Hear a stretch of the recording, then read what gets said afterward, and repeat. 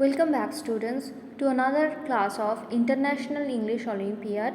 Today we'll discuss chapter number 14, that is comprehension. So what we have to do in this chapter?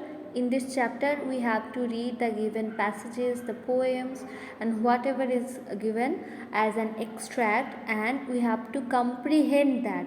Comprehension means the questions that are based on your understanding. You have to read this text and you have to properly comprehend the text and answer the following questions. Okay, let us begin with the chapter. Read the given passage is and answer the question that follow. So we are given some passages and we have to answer the questions that are given here. So let us begin with the passage. First, number 1, the cricket and the ants. It was summer and the cricket sat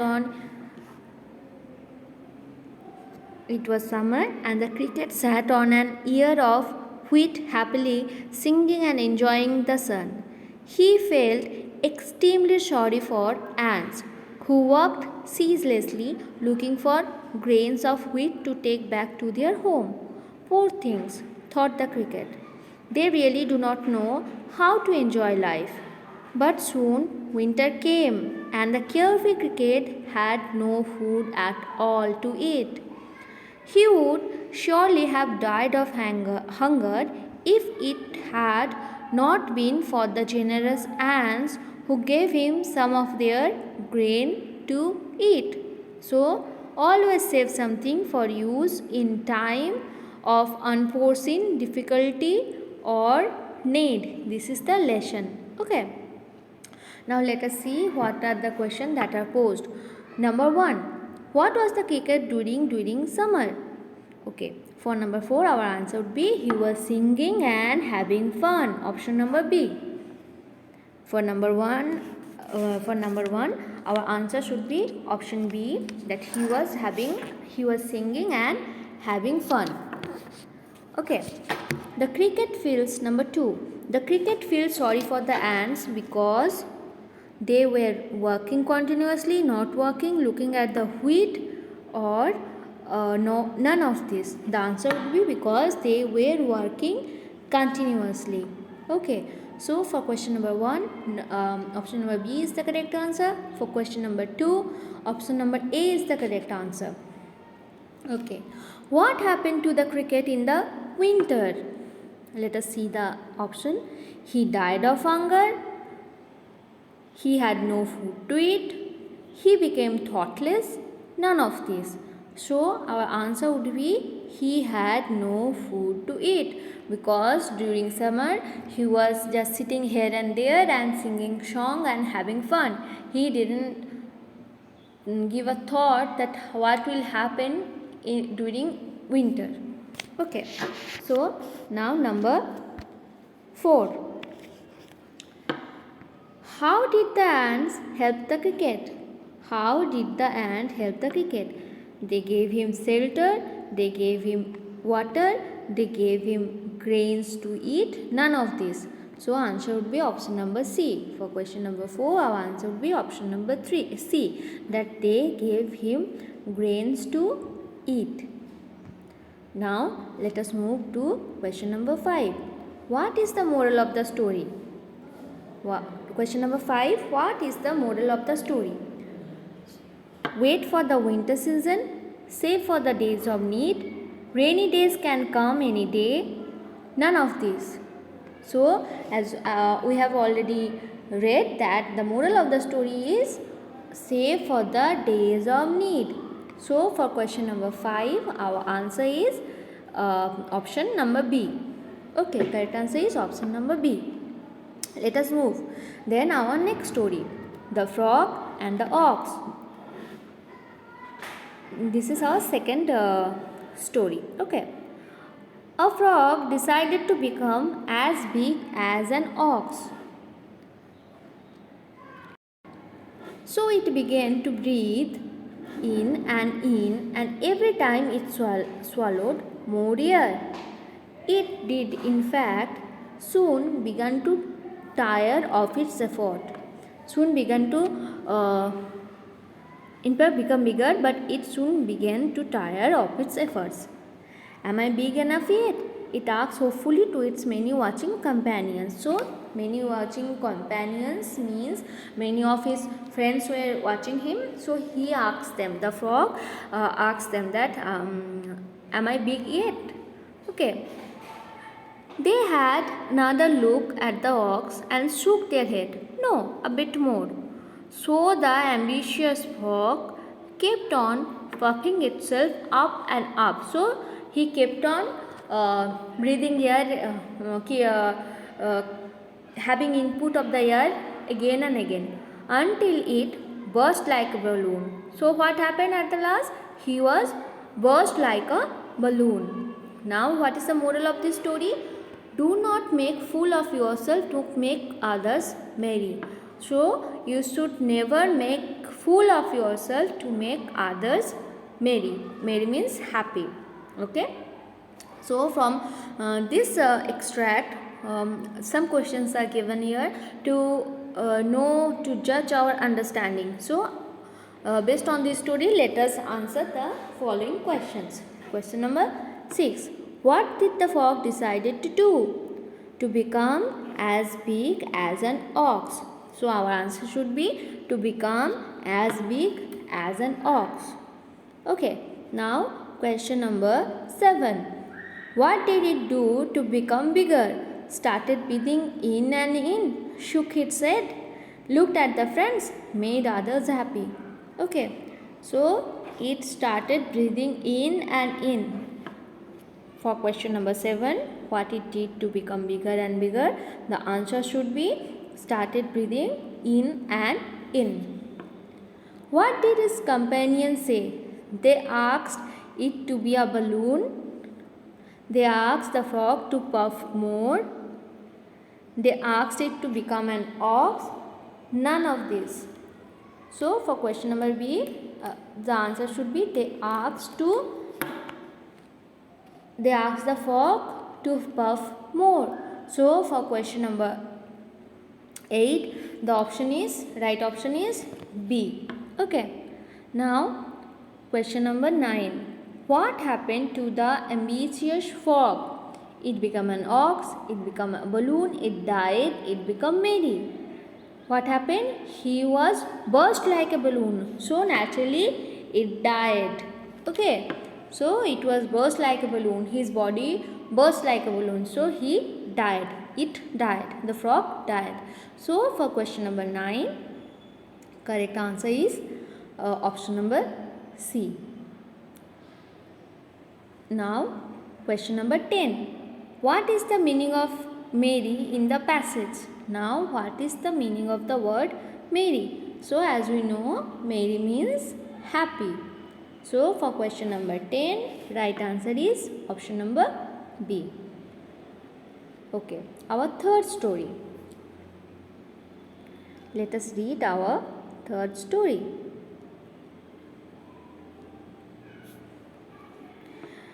The name of the story is The Lion and the Bull. A lion prowled about in a pasture where 4 bulls were gazing. He tried many times to capture them, but each time he failed. Whenever he came near, the 4 bulls turned and formed a ring, so that no matter which way lion approached, he was met by their horns. One day, however, the bulls had a quarrel and would not speak to one another. Each went alone to a separate part of the pasture to gaze. This was the moment the lion had been waiting for. One by one, he attacked the bulls and made an end of them. So he killed all of them because they had a fight and they decided to go to different directions. Okay. So what is the moral of this story? United we stand, divided we fall. Okay. So moral of the story is united we stand, divided we fall. When the bulls were united with each other, no one can attack them but now as they went to the different parts of the for gazing, different parts of the field for gazing, the lion attacked each one of them one by one and killed all of them. Now let us begin with the questions. What did the lion try?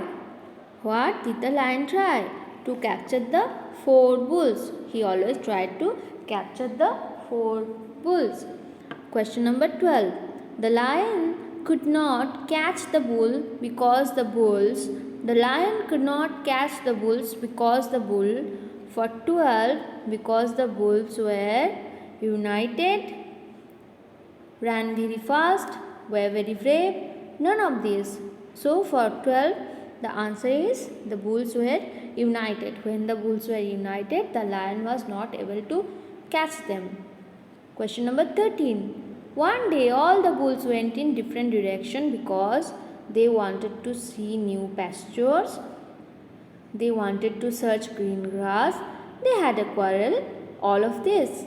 They had a quarrel. For question number 13, the correct answer should be option number 3, that is they had a quarrel. So they went to different direction for gazing. Question number 14. The lion killed all the bulls when they were united, alone, sleeping, running. When they were alone. So for question number 14, the correct answer is when they were alone. Okay. Now the crow and the lamb. Our fourth story. Okay.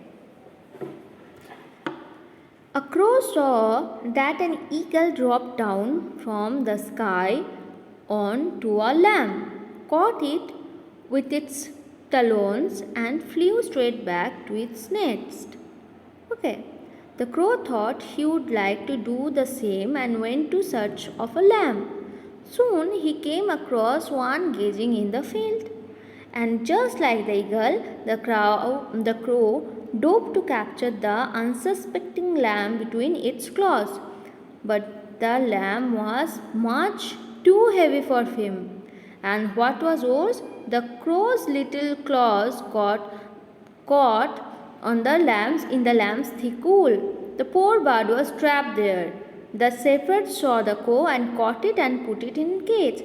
So one who thought to imitate the eagle ended up being caged. Therefore, always think before you act. So, moral of the story is think before you act. Let us begin with the questions. Okay. What did the crow see? The crow saw an eagle with a lamb. Crow saw an eagle on its nest. The crow saw that an eagle had caught a lamb with its talons, and none of these. So for question number 50, option C is the right answer. The crow saw that the eagle had caught the lamb. For 15, C is the right answer.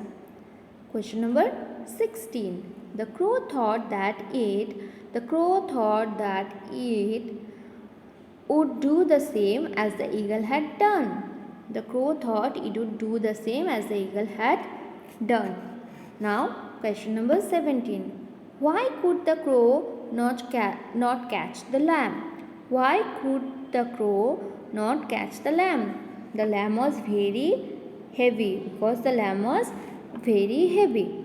For question number 17, the answer is option number B. What did the shepherd do with the crow? He killed the crow, he put the crow in a cage, he left the crow in its nest, none of this. So option number B is the right option, that he put the crow in a cage. He put the crow in a cage. Now question number 19. What is the meaning of imitate in the story? What is the meaning of imitate in the story? To meet, to see, to call, to copy. So imitate or imitation mean imitating or copying something. So imitate mean to copy. For question number 19, right answer is option number D, that is to copy. Okay. Now we are given here a poem. First there were prose, now some poems. Read the poem carefully and answer the question that follow. Okay. Our first poem is Wind. Wind come sharply, don't break the shutters of the windows. Don't scatter the papers, don't throw down the book on the shelf. There, look what you did. You threw them all down. You tore the pages of the books. You brought rain again. You are very clever at poking fun at weaklings, fair crumbling houses, crumbling doors, crumbling rafters, crumbling woods, crumbling bodies, crumbling lives, crumbling hearts. The wind god winnows and crashes them all. He won't do what you tell him. So come, let's build strong homes. Let's join doors firmly. Practice to form the body. Make the heart steadfast. Do this, and the wind will be friend with us. The wind blows out weak fires. Okay. He makes strong fires roar and flourish. His friendship is good. We praise him every day. Wind come softly. Subramania Bharati. Okay. Now complete the summary of the poem by choosing the right option. So the poet urges the wind to blow dash. What is the right option? The poet urges the wind to blow gently. Okay, poet urges the wind to blow gently because when it blows harshly, it breaks shutters and windows. Dash the paper. Okay, for 22 right option is it flings the papers. Okay, it flings the paper. Now 24. The poet chastises the wind for bringing in 24.